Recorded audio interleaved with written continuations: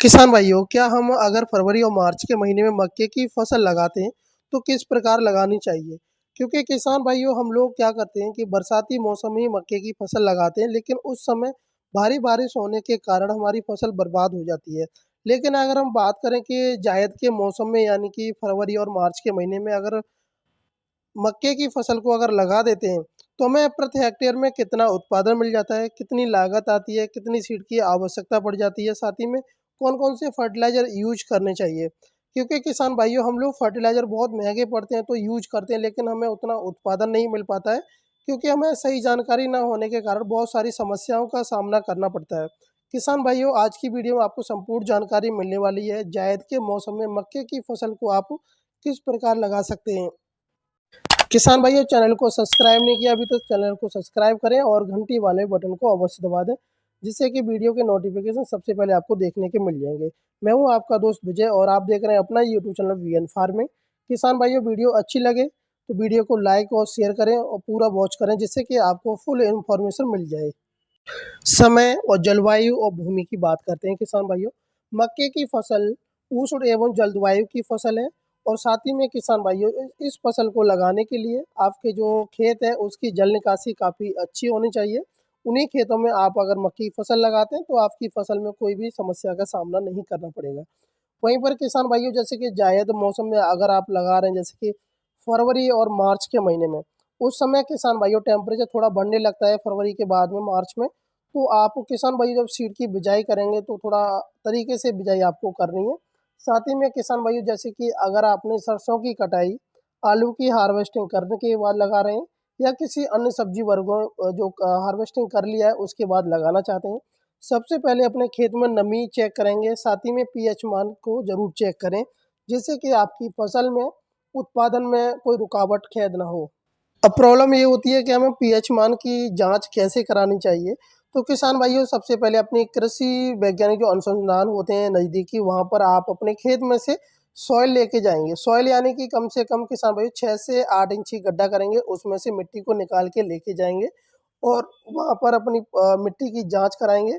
मिट्टी की जो एल्कलाइन की जो एक नंबर होता है किसान भाइयों, तो 5 से लेकर के 7 के बीच में होना चाहिए।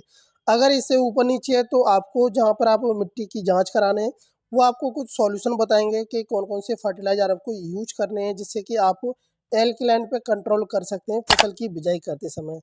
वहीं पर किसान भाइयों कुछ उन्नत किस्मों के बारे में बात करूंगा, जैसे कि मैं आपको 5 वैरायटी 4 से 5 वैरायटी बताऊंगा इस वीडियो के माध्यम से। आप उन वैरायटियों को सिलेक्शन करके अपने खेत में बिजाई कर सकते हैं या फिर अपने किसी पड़ोसी किसान मित्र से आप परचेज करके आप बीज की बिजाई कर सकते हैं। लोकल एरिया के अकॉर्डिंग तो काफ़ी बेस्ट रहता है। पहली वैरायटी की बात करें किसान भाई तो गंगा 5 के नाम से आती है, जो कि 100 से 100 दिन में आप हार्वेस्टिंग कर सकते हैं। वहीं पर उत्पादन की बात करें तो 50 से 65 कुंटल प्रति हेक्टेयर का निकल आता है। वहीं पर किसान भाइयों डेक्कन की बात करें और एक डेक्कन के नाम से आती है 101, और 110 से 120 दिन के बाद में आप हार्वेस्टिंग कर सकते हैं। उत्पादन आप 65 से 70 कुंटल आप निकाल सकते हैं। वहीं पर गंगा सफ़ेद 2 के नाम से आती है, आप इसकी हार्वेस्टिंग 105 से 115 दिनों के बीच में आप कर सकते हैं। वहीं पर उत्पादन की बात करें तो 50 से 60 कुंटल प्रति हेक्टेयर निकल आता है।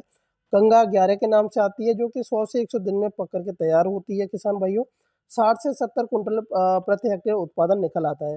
वहीं पर डेक्कन की दूसरी वैरायटी आती है किसान भाइयों 103 के नाम से। 110 से 120 दिन के दिन में पक कर के तैयार होती है और 60 से 65 कुंटल निकल आता है उत्पादन। किसान भाइयों, आप इन पाँचों वैरायटियों में से कोई सी वैरायटी का सिलेक्शन करके आप कर सकते हैं। किसान भाइयों बिजाई कर बीज बीज की जब बिजाई करेंगे तो उससे पहले अपने खेत में ना नमी बहुत चेक करना है आपको। अगर आपके खेत में नमी नहीं है तो उस कंडीशन में बीज की बिजाई बिल्कुल भी ना करें, जिससे कि आपका जो सीड है किसान भाइयों ज़मीन के अंदर ऐसे ही दबा रहेगा, वो अंकुर होके बाहर नहीं निकल पाएगा, क्योंकि टेम्परेचर बढ़ जाता है तो इसलिए रुकावटें पैदा हो जाती हैं। तो सबसे पहले अगर आपके खेत में नमी नहीं है तो आप सिंचाई करेंगे, सिंचाई करने के बाद में आप खेत की तैयारी करेंगे, गहरी जुताई करा दें, जिससे कि जो उसमें इंसेक्टिसाइड किलर हैं जो मर जाएंगे। साथ ही में पुरानी फसल के जो तने पत्ते हैं जो सारे एकदम खाद के रूप में बदल जाएंगे जुताई कराने से पहले। तो पाटा लगा करके 5 से 6 दिन छोड़ देंगे, तो उसके बाद में आप मशीन से सीड को ड्रिल करा सकते हैं या फिर हाथ की छिड़काव विधि के द्वारा आप करा सकते हैं। दोनों में से कोई सी भी आप विधि का प्रयोग कर सकते हैं किसान भाइयों। साथ ही में किसान भाइयों प्रति हेक्टेयर में 12 से 15 किलोग्राम बीज की आवश्यकता पड़ेगी आपको। और बिजाई करने से पहले सीड को उपचारित कर लेना है, जैसे कि दीमक, फंगीसाइड जैसे जो रोग होते हैं जो बीज में लग जाते हैं, तो उनके लिए आप थीरम ले लें या फिर पीएसबी कल्चर के नाम से आती है, 5 से 10 किलोग्राम लेनी है। प्रति किलोग्राम की दर से आपको बीज को उपचारित कर लेना है, उसके बाद में आप बिजाई करेंगे। बिजाई करेंगे किसान भाइयों आप शाम के टाइम करते हैं तो काफ़ी अच्छा होता है। सुबह के टाइम या दोपहर के टाइम में बिजाई बिल्कुल भी आपको नहीं करनी है। और किसान भाइयों जब हाथ से बिजाई कर रहे हैं आप छिड़काव विधि से, तो आप थोड़ा ध्यान रखेंगे कि बीज ज़्यादा पास में ना गिरे, डिस्टेंस बना रहे। या फिर जैसे कि मशीन के द्वारा अगर आप बिजाई कराते हैं तो काफ़ी अच्छा रहता है, आपको निराई-गुड़ाई, सिंचाई करने में कोई समस्या नहीं आती है। तो लाइन से लाइन की दूरी आप कम से कम किसान भाइयों 1 फीट की रखनी चाहिए आपको, जिससे कि बात जो जलवायु होती है क्रॉस हो रखे एक दूसरे पेड़ में से, तो काफ़ी हमारा जो पौधे होते हैं वो काफ़ी स्ट्रॉन्ग हो जाते हैं, शुरुआत से ही ग्रोथ करने लगते हैं। वहीं पर प्लांट से प्लांट की डिस्टेंस की बात करें तो आप 20 से 22 सेंटीमीटर रख सकते हैं। इससे ज़्यादा आपको रखने की आवश्यकता नहीं पड़ेगी।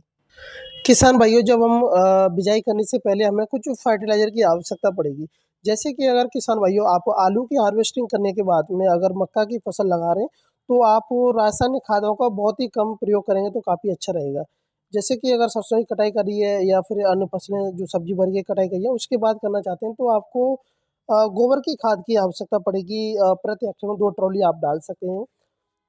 वहीं पर किसान भाइयों आप जैसे कि बिजाई करते समय आप जैसे कि जिंक और सल्फर का प्रयोग कर सकते हैं और डीएपी भी आप डाल सकते हैं किसान भाइयों। वो डिपेंड करता है आपका बजट कितना है, उसके अकॉर्डिंग आप डाल सकते हैं किसान भाइयों। वहीं पर किसान भाइयों अब बात करते हैं कि सिंचाई हमें किस तरीके से करनी चाहिए, तो आवश्यकता अनुसार आप अपनी मक्के की फसल में सिंचाई कर सकते हैं। वहीं पर किसान भाइयों मल्टी क्रॉपिंग की बात करें कि मक्के की फसल के साथ में कौन-कौन सी अन्य सब्जी वर्गीय फसलें या फिर जैसे कि और अन्य फसलें बर होती हैं, उनको कैसे लगा सकते हैं, तो आप उड़द की, बरबटी, ग्वार, मूँग, दलहन और सोयाबीन और तिल की फसल को भी आप इनके मक्के की फसल के साथ में आप लगा सकते हैं। वहीं पर किसान भाइयों आप लागत की बात करें प्रति हेक्टेयर में 35 से 40 हज़ार रुपए का खर्चा आ जाता है, जब तक हम हार्वेस्टिंग करके मंडी में लेके जाते हैं जब तक। तो प्रॉफ़िट की बात करें किसान भाइयों अगर हमारी प्रति हेक्टेयर में 60 कुंटल अगर मक्का निकल आती है और 6,000 रुपए का रेट मिल जाता है, तो किसान भाइयों कम से कम आपको साढ़े 3 से 4 लाख रुपए का प्रॉफ़िट आपको मोटा हो जाएगा। और किसान भाइयों आपको जैसे कि रोगों के बारे में जानना है, तो इसके लिए मैं नेक्स्ट वीडियो अपडेट करूँगा, जिसमें आप जान सकते हैं कि कौन-कौन से रोग आते हैं मक्के की फसल में, कैसे कंट्रोल कर सकते हैं। किसान भाइयों मुझे उम्मीद है कि आपको वीडियो अच्छी लगी, तो वीडियो को लाइक करें और शेयर कर दें। जय हिंद, जय भारत, जय किसान।